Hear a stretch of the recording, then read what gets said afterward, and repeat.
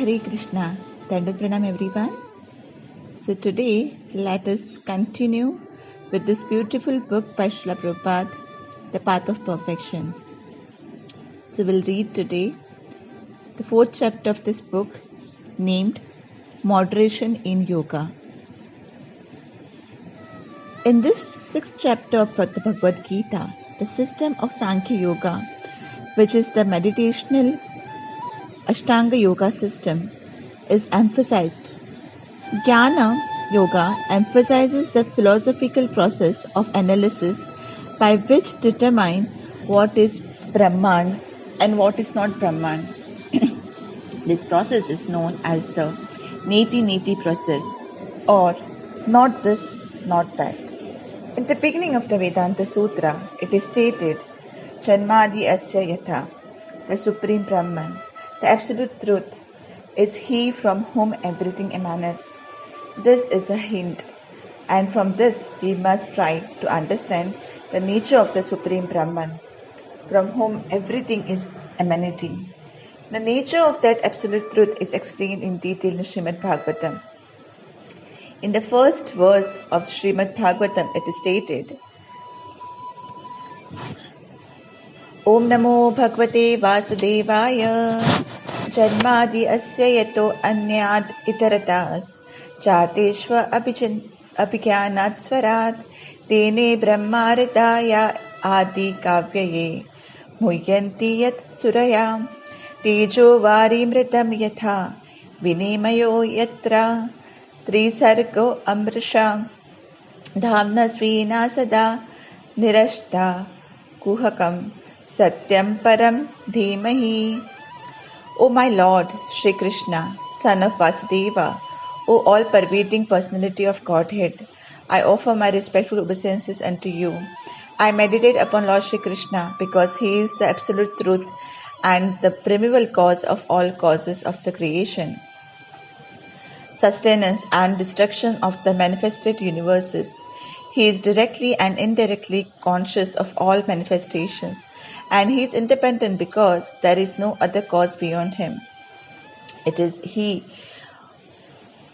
who first imparted the Vedic knowledge unto the heart of Brahmaji, the original living being. By Him, even the great sages and demigods are placed into illusion, as one is bewildered by the illusory representations of water seen in fire or land seen on water.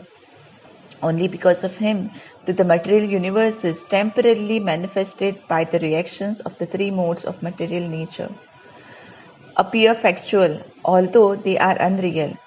I therefore meditate upon Him, Lord Shri Krishna, who is eternally existent in the transcendental abode, which is forever free from the illusory representation of the material world. I meditate upon Him, for He is the absolute truth. Thus, from the very beginning of Srimad Bhagavatam, the absolute truth is proclaimed to be cognizant. He is not dead or void. And what is the nature of His cognizance? Anyayat itaratas chartishu. He is directly and indirectly cognizant of all manifestations. To a limited degree, each and every living entity is cognizant, but we are not completely cognizant. I may claim, this is my head. But if someone asks me, do you know how many hairs are on your head? I will not be able to reply. Of course, this kind of knowledge is not transcendental. But in Srimad Bhagavatam, it is stated that the Supreme Absolute Truth knows everything, directly and indirectly. I may know that I am eating, but I do not know the intricacies of the eating process, how my body is exactly assimilating food, how the blood is passing through my veins, etc. I am cognizant that my body is functioning, but I do not know how these processes are working perfectly and all at once. This is because my knowledge is limited. By definition, God is He who knows everything. He knows what is going on in every corner of His creation. Therefore, from the very beginning, Srimad Bhagavatam explains that the Supreme Truth from whom everything is emanating is supremely cognizant, Abhijana. One may ask, if the Absolute Truth is so powerful, wise and cognizant, He must have attained this knowledge from some similar being. This is not the case. If he attains his knowledge from someone else, he is not God, Swarat. He is independent and his knowledge is automatically there. Srimad Bhagavatam is the supreme combination of both the Jnana and Bhakti Yoga system because it analyzes in detail the nature of that supreme being from whom everything is emanating. By the Jnana Yoga system, one attempts to understand the nature of the absolute truth in a philosophical way. In the Bhakti Yoga system, the target is the same. The methodology, however, is somewhat different. Whereas the Jnani attempts to concentrate his mind philosophically on the Supreme, the Bhakta simply engages himself in the service of the Supreme Lord, and the Lord reveals himself.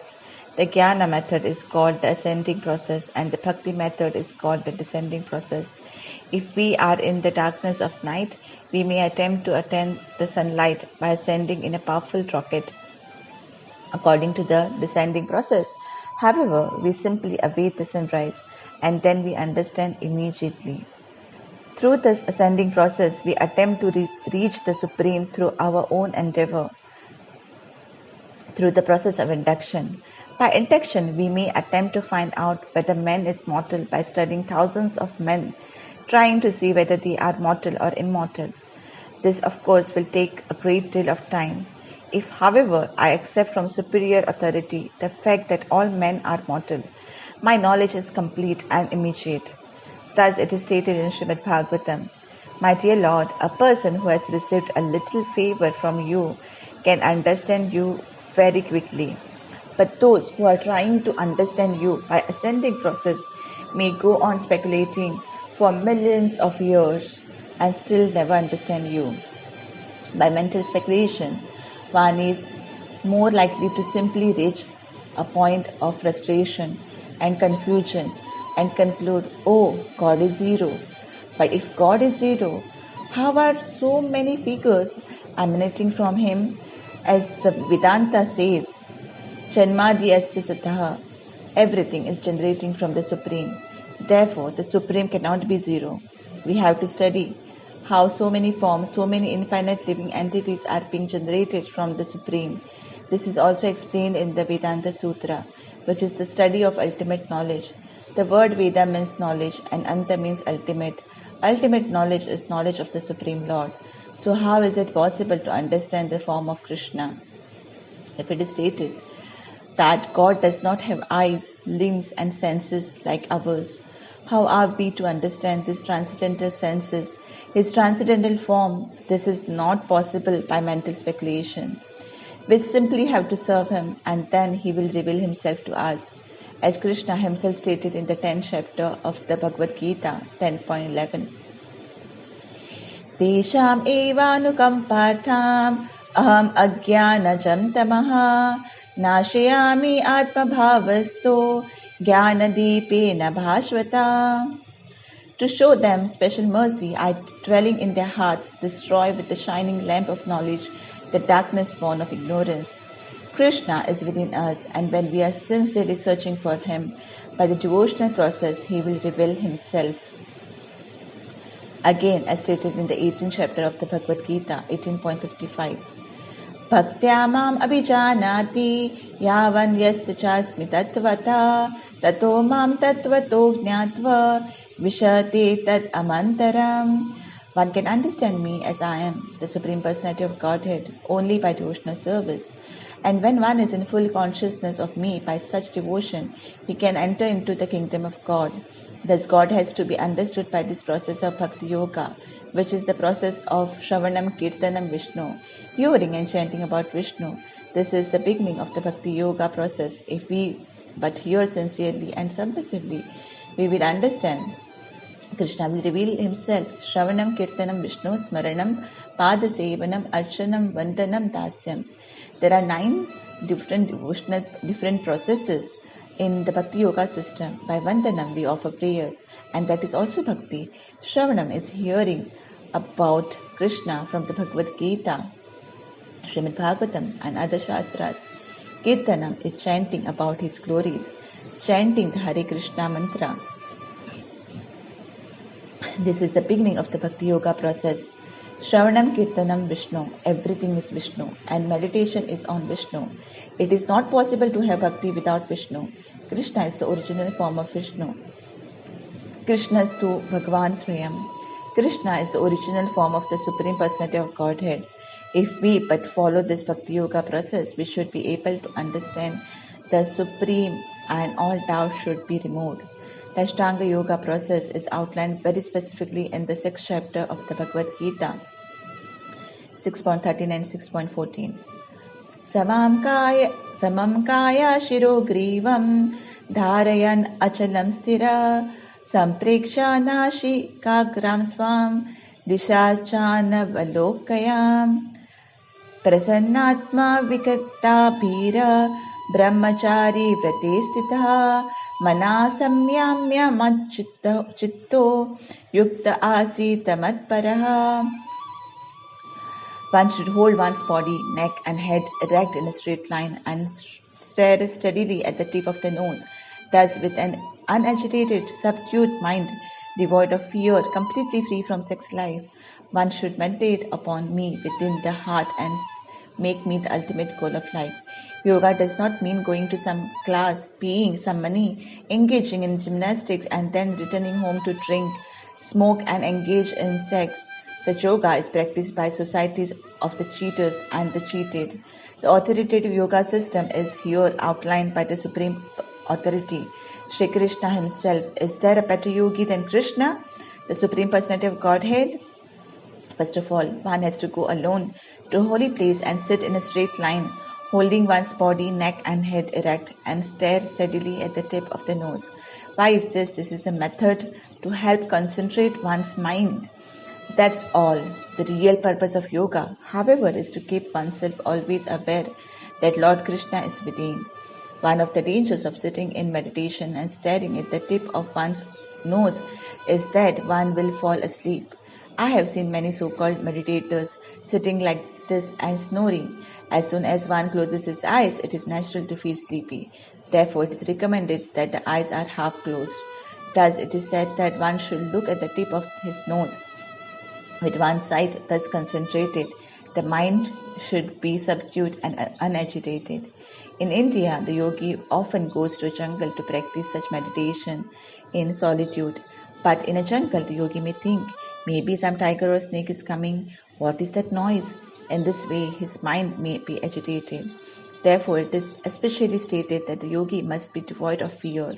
A deer skin is especially recommended as a yoga asana because it contains a chemical property that repels snakes. Thus, the yogi will not be disturbed by serpents. Whatever the case, serpents, tigers, or lions, one can be truly fearless only when he is established in Krishna consciousness. Due to perverted memory, the conditioned soul is naturally fearful. Fear is due to forgetting one's eternal relationship with Krishna, according to Srimad Bhagavatam 11.2.37. Bhayam Bhayam vidyabhinivishataha syat ishat apetasya viprayo asmriti. Krishna consciousness provides the only true basis for fearlessness. Therefore, perfect practice of yoga is not possible for one who is not Krishna conscious. The yogi must also be completely free from sex life. If one indulges in sex, he cannot concentrate. Therefore, brahmacharya, complete celibacy, is recommended to make the mind steady. By practicing celibacy, one cultivates determination. One modern example of such determination is that of Mahatma Gandhi, who was determined to resist the powerful British Empire by means of non-violence. At this time, India was dependent on the British and the people had no weapons. The Britishers, being more powerful, easily cut down whatever violent revolutions the people attempted. Therefore, Gandhi resorted to non-violence, non-cooperation. I shall not fight with the Britishers, he declared, and even if they react with the violence, I shall remain non-violent. In this way, the world will sympathize with us. Such a policy required a great amount of determination, and Gandhi's determination was very strong because he was a brahmachari. Although he had children and a wife, he renounced sex at the age of 36. It was this sexual renunciation that enabled him to be so determined. that he was able to lead his country and drive the British from India. Thus, refraining from sex enables one to be very determined and powerful. It is not necessary to do anything else. This is a secret people are not aware of. If you want to do something if you want to do something with determination, you have to refrain from sex regardless of the process, be it Hatha Yoga, Bhakti Yoga, Jnana Yoga, or whatever. Sex indulgence is not allowed. Sex is allowed only for householders who want to beget good children and raise them in Krishna consciousness. Sex is not meant for sense enjoyment, although enjoyment is there by nature. Unless there is some enjoyment, why should one assume the responsibility of begetting children? That is the secret of nature's gift. But we should not take advantage of it. These are the secrets of life. By taking advantage and indulging in sex life, we are simply wasting our time. If one tells you that you can indulge in sex as much as you like and at the same time become a yogi, he is cheating you. If some so-called guru tells you to give him money in exchange for some mantra and that you can go on and engage in all kinds of nonsense, he is just cheating you because we want something sublime and yet we want it cheaply. We put ourselves in a position to be cheated. This means that we actually want to be cheated. If we want something valuable, we must pay for it. We cannot expect to walk into a jewelry store and demand the most valuable jewel for a mere 10 cents. No, we must pay a great deal. Similarly, if we want perfection in yoga, we have to pay by abstaining from sex. Perfection in yoga is not something childish, and the Bhagavad Gita instructs us that if we try to make yoga into something childish, we will be cheated. There are many cheaters awaiting us, waiting to take our money, giving us nothing, and then leaving. But according to Sri Krishna's authoritative statement in the Bhagavad Gita, one must be completely free from sex life. Being free from sex, one should meditate upon me within the heart and make me the ultimate goal of life. This is real meditation. So let us stop for today and continue with the next part tomorrow. Thank you very much. Hare Krishna. Jai Srila Prabhupada.